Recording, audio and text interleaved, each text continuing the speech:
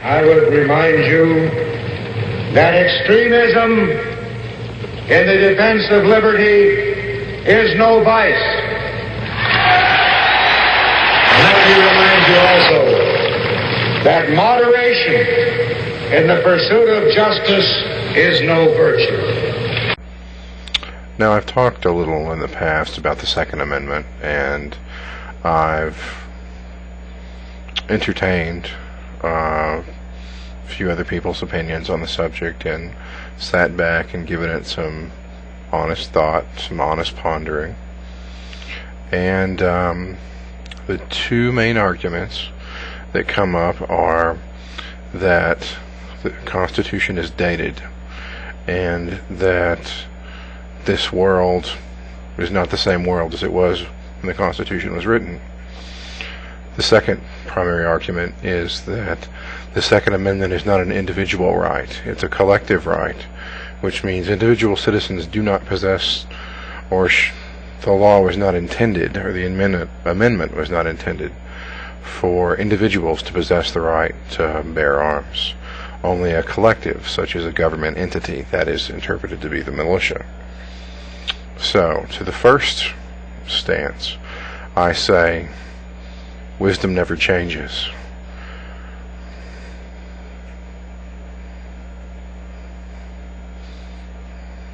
To the second stance, I say, you don't really know what the intent was of the Founding Fathers. You weren't there. You couldn't read their minds. But what we can do is read their words. And I have a few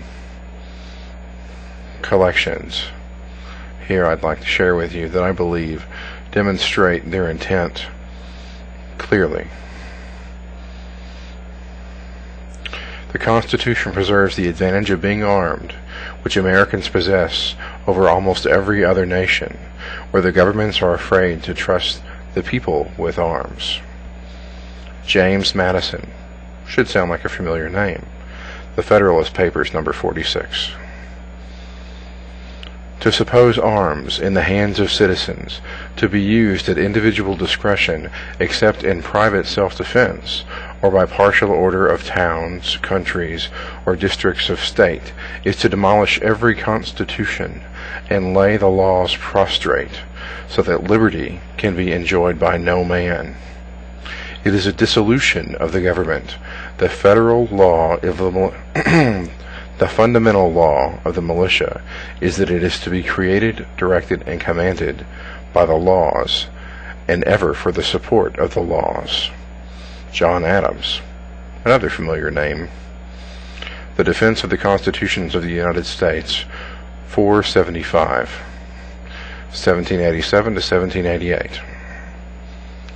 Before a standing army can rule, the people must be disarmed, as they are in almost every kingdom in Europe.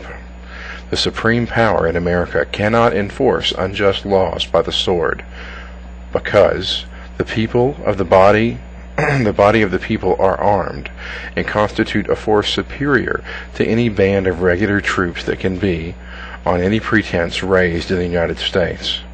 A military force at the command of Congress can execute no laws but such as the people perceive to be just and constitutional, for they will possess power and jealousy and will inspire the inclination to resist the execution of a law which appears to them unjust and oppressive.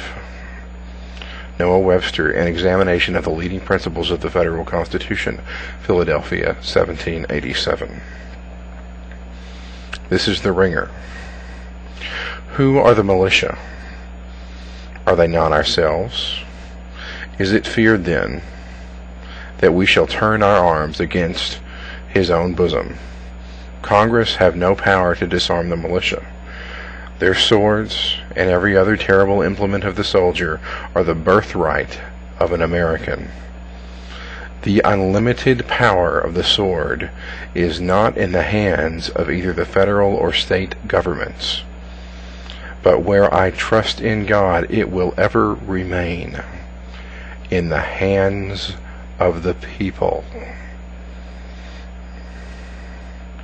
Tinchy Cox, the Pennsylvania Gazette, February 20th, 1788. Now, you can go verify these quotes yourself. Feel free.